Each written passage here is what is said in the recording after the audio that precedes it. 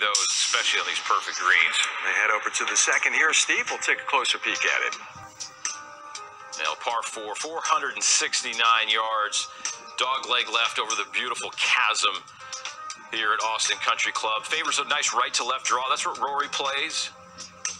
Players play downhill to the green surface today. Hole located 31 paces on, only 4 from the left, way in that back left portion of the green.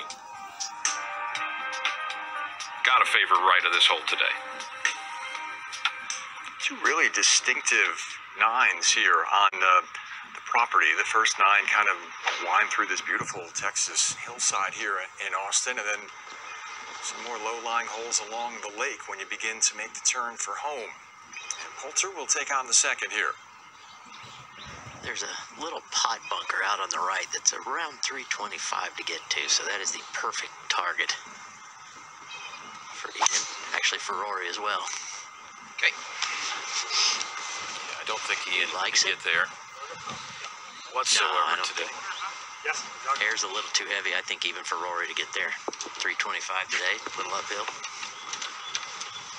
And this is something I want to talk about during the day, Robert, but Rory having all the more clubhead speed, he's going to average about 40 yards longer off the tee than Ian. Where do you think the advantage lies there? Is it the advantage for Rory, or is it the advantage for Ian because Ian could play first? You know, definitely if Ian keeps hitting good wedge shots like he did in the last hole, definitely advantage Ian. But this course is a great mixture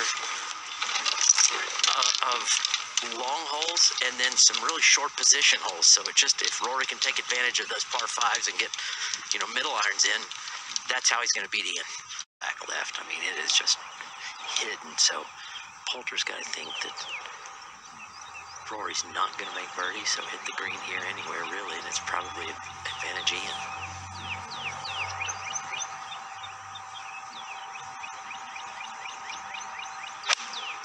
This good and smart. Nice tight draw going right at the middle of the green.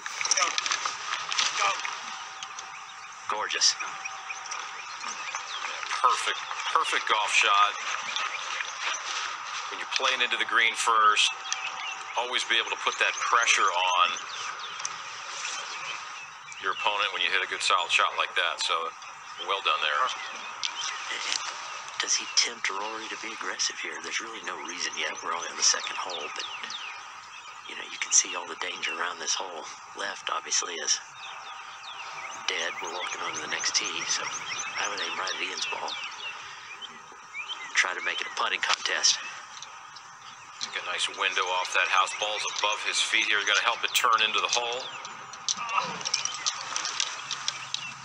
Looked like he liked it too. That might be just a result of the air still being heavy. It needed to fly about 2 more yards to get on that back level. Yeah, that's one thing that happens when the ball's above your feet like that. The ball tends to pop. Loping down the hill onto the green at the second. Of course, this event was not contested last spring because of the shutdown of the tour season during the early stages of the COVID pandemic. So, been a couple years since we've been here in Austin. Fun one here with these two past champions, and McIlroy with a long one coming up here at the second.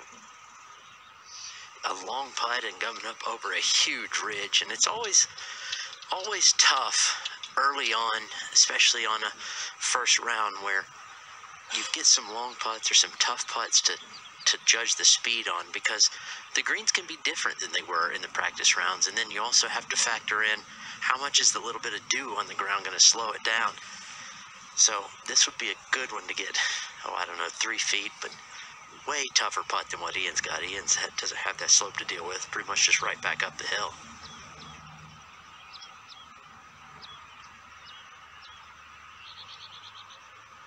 Well, for a player who's 164th in total putting, to your point, Robert, this is from 45 feet. This is not the optimal way to want to really start your day and getting off in these first few holes. And I mean, it's still early. Most people haven't had their coffee yet. And the more I think about it, Rory's not going to beat Poulter if Poulter keeps hitting it closer, but Rory can beat Ian can beat Poulter. Excuse me, I'm messing this up.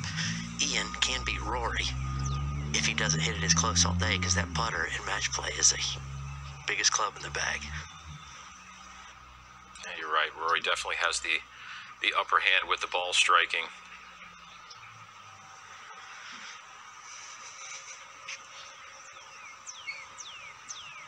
Oh boy.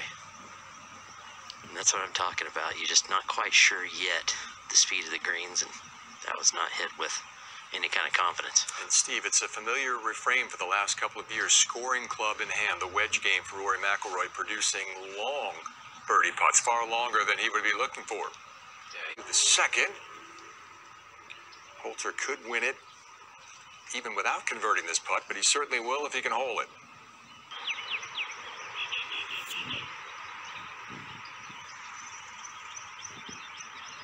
Doesn't look like it has a lot of break at all. Maybe a little from his right. It doesn't. It's just really speed. I mean, how much extra speed do you want to give it, knowing that your opponent has a, maybe a 10-foot par putt, and that's well done. It didn't break the way I saw it too. I saw it going a little bit to the left at the hole. It didn't, but now we're looking at 2 up through 2 if Rory can't make a great putt. This one here for McIlroy. First par at the second. It looks to me like it's going to break away from that huge ditch left of the hole, but you have to factor in all this land here at Austin Country Club. It actually, oh, great putt. Actually kind of leans the other way, so you got to factor that in too, and Rory did it well. So McIlroy escapes and able to 2-putt from 45 feet there to avoid and